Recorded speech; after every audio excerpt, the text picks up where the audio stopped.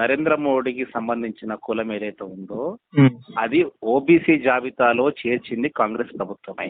గుజరాత్ లో అప్పుడు కాంగ్రెస్ ప్రభుత్వము ఆ కులానికి సంబంధించిన డిమాండ్ ఎంతో కాలంగా ఉంది ఓబీసీలో చేర్చమని చెప్పి, దాన్ని కాంగ్రెస్ పార్టీ దాన్ని ఓబీసీ జాబితాలో చేర్చడం వల్ల ఓసీ జాబితాలో ఉన్న ఆ నరేంద్ర మోడీ గారి కులం అది బీసీగా అయింది. దాంట్లో బీజేపీ వాళ్ళ పాత్ర కానీ లేకపోతే నరేంద్ర మోడీ పాత్ర కానీ ఏమీ లేదు. ఓకే, అది మనం గ్రహించాల్సిన విషయం. ఉమ్. కానీ చాలా మంది ఏమంటున్నారంటే ఆయన ఓసీ వర్గానికి చెందినవాడు, నకిలీ బీసీ అని అంటున్నారు. నకిలీ బీసీ అనే విషయం కాదు, కాంగ్రెస్ ప్రభుత్వమే ఆ కులము పొరపాటున ఓసీ కులాల్లో ఉంది, చాలా వెనుకబడి ఉన్నారని చెప్పి దాన్ని బీసీ వర్గంలోకి చేర్చడం జరిగింది. దానిలో నరేంద్ర మోడీ పాత్ర అనేది ఏమీ లేదు. కాబట్టి ఆయన బీసీ వర్గంలోనే ఉన్నట్టుగా మనం పరిగణించాల్సి వస్తుంది. ఆయన ఓసీ అని చెప్పడం అనేది అలాంటి విమర్శలు ఎలాంటి పస లేదు దానిలో. ఆహా. మరి ఇప్పుడు బ్రాహ్మణులనే వీళ్ళు ఓసీ వర్గానికి చెందిన వాళ్ళు అని చెప్పేసి చర్చ నడుస్తుంది ఎప్పటి నుంచో, ఇప్పుడు కాదు. ఓసీ అలానే వర్గాలు ఈ అంటే దేశంలో బీసీలు ఎక్కువ ఉన్నారు కాబట్టి బీసీ ప్రధానమంత్రిగానే మనము పోర్ట్రే చేస్తే వర్కౌట్ అవుతుంది అని చెప్పేసి అట్లా చేయించుకున్నారని ఒక వాదన ఉంది. చేసింది కాంగ్రెస్ ప్రభుత్వమే చేసిన రాష్ట్ర ప్రభుత్వం, బీజేపీ వాళ్ళు చేయలేదు. అది అంటే ఇప్పుడు ఒరిజినల్ గా మరి ఓసీ అన్నట్టే కదా. ఎట్లా అవుతుందండి? అంటే మార్చిరా కదా, మార్చిరా అంటారు కదా. ప్రభుత్వం కూడా ఎన్నో కులాలని కూడా రాష్ట్ర ప్రభుత్వానికి అధికారం ఉంటుంది. ఒకవేళ ఓసీ వర్గంలో, ఓసీ అంటే ఇప్పుడు చాలా కులాలు ఉన్నాయి, మన తెలంగాణ తీసుకున్నట్టయితే రెడ్డి ఉంటది, క్షత్రియ ఉంటది, బ్రాహ్మణ్ ఉంటది, కోమటోళ్ళు ఉంటారు, తర్వాత లింగాయతులు ఉంటారు. ఇలాంటి ఇప్పుడు లింగాయతులను కూడా మన తెలంగాణ ప్రభుత్వం వాళ్ళు బీసీలో చేర్చాలని చెప్పి వాళ్ళు ఎంతోకాలం డిమాండ్ చేస్తున్నారు. మరి వాళ్ళు బీసీలో ఒకసారి మరి ప్రభుత్వం ఒక కమిషన్ ఏర్పాటు చేసి ఆ కమిషన్ బీసీ కమిషన్ ఒకవేళ దాన్ని అంటే ఏమంటారు సిఫారసు చేస్తే అప్పుడు ప్రభుత్వం ఆమోదిస్తే వాళ్ళు బీసీ కులాలుగా అవుతారు. అంతే కదా. ఒకసారి కమిషన్ ఆమోదం పొందిందంటే బీసీ కులంగానే మనం లెక్కించాలి. అవునవును. ఒకప్పుడు ఓసీలో ఉన్నారు, ఇప్పుడు శాఖల వాళ్ళు ఉన్నారు, రజకులు వాళ్ళు బీసీఏలో ఉన్నారు, వాళ్ళు ఎస్సీ హోదా రావాలని కోరుతున్నారు వాళ్ళు. ఎందుకంటే మేము అందరి శుచి శుభ్రత చేస్తాము, మా పరిస్థితి ఎస్సీల కంటే కూడా ధీరావస్థలో ఉంది కాబట్టి మమ్మల్ని రజకులను మీరు ఎస్సీలో చేర్చాలని డిమాండ్ చేస్తున్నారు. రేపు ఒకవేళ వాళ్ళని ఎస్సీలో చేరిస్తే వాళ్ళు బీసీలు అని చెప్పంటాము మనం, అప్పుడు అనలేం కదా. అనలేమా? సామాజికంగా కొన్ని కులాలు సంచార జాతులు ఉన్నాయి. వాస్తవంగా సంచార జాతులు ఎస్టీల కంటే కూడా దీనావస్థలో బతుకుతుంటారు. వాళ్ళు ఊరవతల టెంట్ వేసుకుంటారు, పూసలు అమ్ముతారు, రోడ్డు మీద చెట్ల కింద కాపురం ఉంటారు. మరి వాళ్ళు బీసీ వర్గాల్లో ఉన్నారు. వాళ్ళు అసలు వాస్తవంగా వాళ్ళకి ఏమి హోదా ఇవ్వాలి, కనీసం ఎస్సీ హోదాన్ని ఇవ్వాలి, లేదంటే ఎస్టీ హోదాన్ని ఇవ్వాలి. కానీ వాళ్ళకి బీసీ అని ముద్ర పడింది.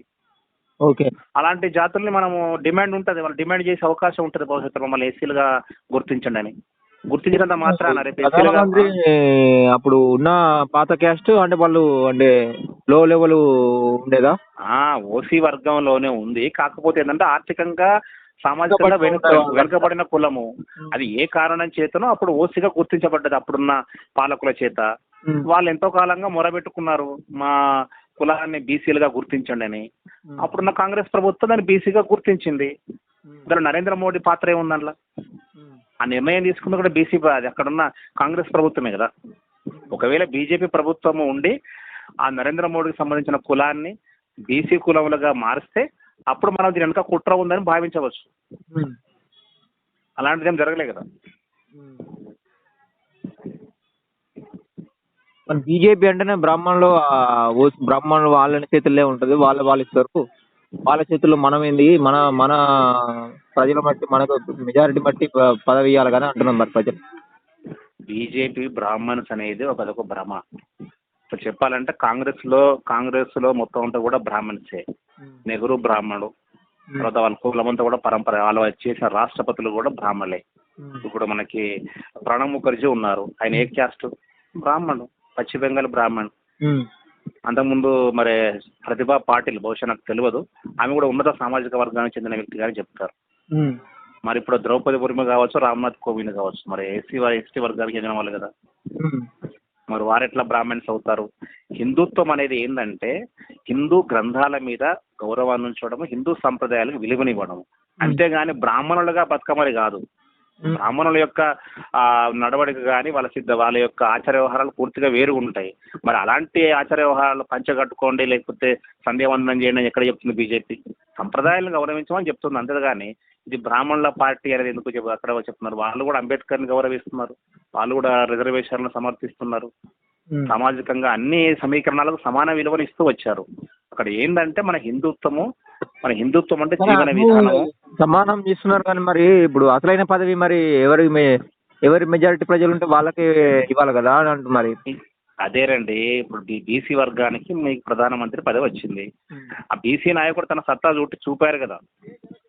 ఆయన ఏమి బ్రాహ్మణుడు కాదు, ఉన్నత వర్గం. ఒకవేళ అదే ఒప్పుకోవట్లేదు ప్రజలు, ఆయన కావాలని అంటున్నారు. నేను చెప్పినది, అతను బ్రాహ్మణుడు కాదు, అతను క్షత్రియుడు కాదు, అతను వైశ్యుడు కాదు. హిందూ ధర్మంలోనే శూద్ర కులానికి చెందిన ఉన్నత వర్గంగా ఓసీగా గుర్తించబడ్డ క్యాస్ట్. తర్వాత కాలంలో దాన్ని వెనకబడ్డ తరగతి గుర్తించి దానికి ఆ హోదా బీసీ హోదా ఇవ్వడం జరిగింది. అది కూడా కాంగ్రెస్ ప్రభుత్వ హయాంలోనే. Okay okay. అంటే ఇది అంతా తెలుగు వాళ్ళు. ఇప్పుడు ఉదాహరణకు రెడ్డి కులం ఉన్నది. రెడ్డి కులం అంటే ఏంటి మీ ఉద్దేశంలో? రెడ్డి కులం అంటే ఓసీ కులం అన్నట్టు, ఓసీ అన్నట్టు. ఇట్లా కాదు, మీరు అది శూద్ర కులమే, అది కూడా శూద్రులే వాళ్ళు, ఉన్నత వర్గీయులు. మన శాస్త్ర ప్రకారంగా ముగ్గురే ఏంటంటే మన శూద్రులే కానీ ఆర్థికంగా వాళ్ళు ఉన్నత స్థాయికి చేరుకొని తమకు ఉన్నత వర్గంగా స్థిరపడ్డారు. వాళ్ళ దాంట్లో కూడా మాంసాహారాలు తింటారు. వాళ్ళు ఏమి మన ఆచార వ్యవహారాలకు వాళ్ళకి తేడా ఉండదు. అదే బ్రాహ్మణుడు వైశ్యులు తీసుకుంటే వాళ్ళ ఆచార వ్యవహారాలు వేరుగా ఉంటాయి. కానీ అది కూడా శూద్ర వర్గమే కానీ ఉన్నత వర్గాలుగా ఎదిగినాయి అవి. అవును, రేపు ఒక బీసీకి కులం ఉంది, రేపు పద్మశాలి కానీ ఏదైనా కులం కావచ్చు, రేపు ఆర్థికంగా సామాజికంగా ఎదిగింది అనుకోండి, తప్పకుండా దాన్ని బీసీలకు తీసేసి ఓసీలో కలిపేస్తారు. అది ఎప్పటికీ బ్యాక్వర్డ్ క్లాస్ అనేది కేవలం వెనుకబాటుతనం ఉన్నంత వరకే దానికి ఆ హోదా ఉంటుంది. ఒకవేళ సామాజికంగా కొన్ని సంవత్సరాల తర్వాత, కొన్ని దశాబ్దాల తర్వాత ఆ కులం సామాజికంగా ఎదిగినట్లయితే తప్పకుండా దాన్ని తీసి ఓసీలో వేయాల్సిందే. మరి ఇప్పుడు స్వాతంత్రం దగ్గర నుంచి ఇప్పటి వరకు కానీ ఇప్పుడు ఈ సామాజికంగా ఆర్థికంగా కానీ మొదటి ఫైట్ జరిగేదే దీనికోసం కదా. మరి ఇంకెప్పుడు సామాజికంగా ఆర్థికంగా బలపడేటట్టు ఈ పార్టీలన్నీ దేశ అభివృద్ధిని తీసుకుపోయే విధంగా ఏం చేస్తాయి? లేకపోతే ఓన్లీ రెండు క్యాస్ట్ మాత్రమే పాలించే విధంగా ఉంటాయి ఆ దేశాలు, లేకపోతే ఎట్లా చూస్తారు? రెండు క్యాస్ట్లు ఏం లేవండి. అందుకే సామాజిక న్యాయం అనేది మా విషయాన్ని మాట్లాడుతున్నాం. సామాజిక న్యాయం అంటే మనం దాన్ని ఒక కోణంలోన చూడకూడదు. ఒక వర్గంకు అందరూ అంటే ఇప్పుడు బీసీలు ఎక్కువ మాత్రం ఎస్సీలకు ప్రాధాన్యత ఇవ్వకూడదని కాదు, ఎస్సీలు ఎక్కువ మాత్రం బీసీలకు ఇవ్వకూడదని కాదు. సమాజంలో అందరూ భాగస్వాములు, ఇంక్లూడింగ్ ఓసీలు కూడా. కాబట్టి ఒక మంత్రివర్గం కావచ్చు, లేకపోతే ఒక ప్రధానమంత్రి పదవి కావచ్చు, అందరికీ సమానంగా వారికి అవకాశాలు దక్కాలి. ఉదాహరణకు ప్రధానమంత్రి పదవి అనేది ఒకటే ఉంటుంది, దాన్ని పంచలేము. కానీ మంత్రులు ఉంటారు ఆయన నాయకత్వంలో. ఆ మంత్రి పదవుల్ని నీకు దామాష పద్ధతులు అంటే జనాభా ప్రాతిపదికన కావచ్చు, లేకపోతే ఇంకేదైనా ప్రాతిపదికన అన్ని వర్గాలకు ప్రాతినిధ్యం కల్పించవచ్చు. అక్కడ అవకాశం ఉంది. ప్రధానమంత్రి పదవిని అయితే పంచలేం కదా, ఒకటే పదవి ఉంటుంది. ఒకవేళ ప్రధానమంత్రి పదవిని మనము బీసీ వర్గానికి ఇస్తే మరి ఎస్సీ ఎస్టీ వర్గానికి మనం రాష్ట్రపతి పదవి ఇవ్వచ్చు, స్పీకర్ పదవి ఇంకో వర్గానికి ఇవ్వచ్చు. ఇప్పుడు బీజేపీ ఇంతవరకు ఎవరైతే చెప్తూ ఉన్నారో, దీన్ని హిందుత్వ పార్టీకి ఎవరైతే పేర్కొంటూ ఉన్నారో వాళ్ళకి బీజేపీ ఇదే సమాధానం చెప్తుంది. ఒక వర్గానికి చెందిన వ్యక్తి ఉపరాష్ట్రపతి, మరో వర్గానికి చెందిన వ్యక్తి స్పీకర్, మరో వర్గానికి చెందిన వ్యక్తి రాష్ట్రపతి. ఇట్లా అన్ని వర్గాలకు అంటే అన్ని ఎస్సీ ఎస్టీ ఓబీసీ వీళ్ళందరూ కూడా సమానంగా వాళ్ళకి ప్రాతినిధ్యం ఇవ్వడంలో ప్రయత్నం చేస్తున్నారు. కాబట్టి సామాజికంగా అది ముందుకెళ్తుంది, పార్టీ కూడా బలోపేతం అవుతున్నది. కేంద్ర మంత్రివర్గంలో 27 మంది మంత్రులు బీసీ వర్గం చెందిన వాళ్ళు ఉన్నారు. మీరు సామాజిక న్యాయం జరగట్లేదు ఎట్లా చెప్తారు మీరు? ఏ మంత్రివర్గం ఇంతకుముందు ఏ ప్రధానమంత్రి మంత్రివర్గంలో 27 మంది ఓబీసీలు మంత్రులు అయ్యారా? చెక్ చేసుకోండి మీరు, ఎక్కడ జరగలేదు. ఒక ప్రధానమంత్రి ఓబీసీ వర్గానికి చెందినవాడని పక్కన పెట్టండి, ప్రధానమంత్రి ఏ వర్గానికి చెందినవాడు అయినప్పటికీ కూడా ఇప్పుడు తెలంగాణ తీసుకోండి, తెలంగాణలో కేవలం ఇద్దరికే మనకు బీసీలకు మంత్రి పదవి వచ్చింది. మరి 27% ఎక్కడ ఇచ్చారు? అది అంటే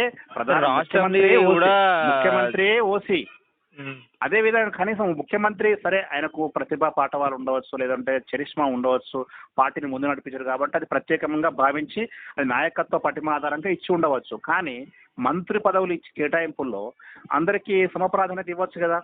ఇవ్వచ్చు, 50% ఉన్న బీసీలకు మరి సగం శాఖలు రావాలి కనీసం. రాలేదు. మరి సామాజిక న్యాయం అంటే మీరు ముఖ్యమంత్రి ప్రధానమంత్రి అయిన పదవిని కులమానంగా తీసుకోకూడదు. అది ఒక్కొక్కసారి అది చరిష్మాను బట్టి ప్రజాదరణ బట్టి అది తీసుకోకూడదు. అంటే ఇప్పుడు వాళ్ళు ఉండాలని కోరుకుంటారు కదా. ఇప్పుడు దానికి అనుగుణంగానే బీజేపీ అడుగులు వేసింది, ఒక బీసీని ప్రధానమంత్రి చేసింది. అదే కాంగ్రెస్ ప్రభుత్వం అధికారంలోకి వస్తే రాహుల్ గాంధీని కాదని రేపు ఏ బీసీనైనా ముఖ్యమంత్రి ప్రధానమంత్రి పదవి ఇవ్వగలుగుతుందా? ఇవ్వగలదు, అసలు ఇవ్వలేదు. పోనీ ఎస్సీ వర్గానికి చెందిన మల్లికార్జున ఖర్గేని ప్రధానమంత్రిగా చేస్తుందా? చేయరు. మరి అదే కదా సామాజిక న్యాయంలో ప్రస్తుతానికి ఇలా అన్ని వర్గాల నుంచి ఇలాంటి అందరూ ఎడ్యుకేట్ అయ్యారు. మరి సామాజిక మాధ్యమాల ద్వారా అందరూ కూడా అన్ని విషయాలు తెలుసుకుంటున్నారు, అప్డేట్ అవుతున్నారు. కాబట్టి సమాజం యొక్క డిమాండ్ అనుగుణంగానే వాళ్ళు ఈ సామాజిక న్యాయం చేయడానికి ప్రయత్నం చేస్తున్నారు. బీసీ ఎస్సీ ఎస్టీలకు కూడా సమానమైన ప్రాతినిధ్యం ఇవ్వడానికి, అంటే కొంచెం అటు ఇటుగా ఉండవచ్చు కానీ మ్యాక్సిమం ఇచ్చే ప్రయత్నం అయితే చేస్తున్నారు. ఇప్పుడు తెలంగాణలో కూడా వాళ్ళు బహుశా ఎస్సీ అంటే మాదిగ కులానికి బహుశా 2 సీట్లు ఇచ్చినట్టుగా నాకు తెలుసు ఒకటి. మరి అదే మాదిగ కులానికి మరి కాంగ్రెస్ పార్టీ ముందు చేయి ఉంచింది. మరి సామాజిక న్యాయం ఇప్పుడు కాంగ్రెస్ పార్టీ పాటించింది అంటారా? లేదా. సామాజిక న్యాయం ఏంది అంటే ముఖ్యమంత్రి లేకుంటే ప్రధానమంత్రి పదవిని ఒకవేళ మనం దాన్ని పక్కగా తప్పించినా కూడా కనీసము ఆ మిగతా మంత్రివర్గంలో కావచ్చు, లేకపోతే నామినేటెడ్ పదవులు కావచ్చు, కార్పొరేషన్ అదే నామినేటెడ్ పదవులు కావచ్చు, వాటిలో సమన్యాయం చేయొచ్చు కదా. ఒకవేళ ఈసారి ఓటుకి ఇవ్వాల్సి వచ్చింది, నెక్స్ట్ 5 ఏళ్లకు ఎన్నికలకు వెళ్లాల్సి వచ్చినప్పుడు అప్పుడైనా పార్టీ విధానం మార్చుకోవాలి. ఒక బీసీ నాయకుని కానీ, ఒక ఎస్సీ నాయకుని కానీ, ఒక ఎస్టీ నాయకుని కానీ ముందు పెడితే అప్పుడు కాంగ్రెస్ పార్టీని కూడా నమ్మే అవకాశం ఉంటుంది. అది ఇప్పుడు నరేంద్ర మోడీకి వచ్చిన ఆమోదం ఎలా అంటే ఆయన బీసీ వర్గానికి చెందిన నాయకుడు. ఆయన 10 ఏళ్ళ అధికారంలో ఒకడే ఉన్నప్పటికి కూడా ఒక టర్మ్లో రాష్ట్రపతిని ఎస్సీ వర్గానికి చెందాడు, ఎస్సీ వర్గానికి న్యాయం జరిగింది. మళ్ళీ టర్మ్లో రాష్ట్రపతిని గిరిజనులు చేశాడు, ద్రౌపది ముర్ము గారిని చేశారు, మహిళను గిరిజనులకు సంబంధించిన వ్యక్తిని. సో ఈ విధంగా 3 వర్గాల న్యాయం జరిగింది కదా. ఇప్పుడు ఇక్కడ 10 ఏళ్ల కాలంలో ఒక ఎస్సీకి, ఒక ఎస్టీకి, ఒక ఓబీసీకి 3 న్యాయం జరిగింది కదా. మరి మీరు బీజేపీని మీరు ఎట్లా అంటారు? మీరు అది కేవలం ఉన్నత వర్గాల పార్టీ అని ఆచరణలో చేసి చూపిస్తుంది కదా. అవన్నీ కూడా ఏంటంటే అది కంటగింపుగా చేసిన విమర్శలుగా మనం భావించాల్సి వస్తుంది. ఎందుకంటే వాళ్ళు అంటే ప్రతిపక్షాలు కావచ్చు, ప్రతిపక్షంలో ఉన్న కాంగ్రెస్ పార్టీ కావచ్చు, వారికి ఉనికి కోసం చేసే మనం విమర్శగానే భావించాల్సి వస్తుంది. నిజంగానే వాళ్ళు ఈ 3 అంటే రాష్ట్రపతి పదవిని, ఇటు ప్రధానమంత్రి పదవిని నిజంగా బ్రాహ్మణులుగా కట్టిపెడితే అప్పుడు చెప్పొచ్చు అది బీజేపీ అనేది అది బ్రాహ్మణుల పార్టీ, లేకుండా ఉన్నత వర్గాల పార్టీ, అగ్రవర్ణాల పార్టీ అని చెప్పొచ్చు. కానీ అలా జరగడం లేదు కదా.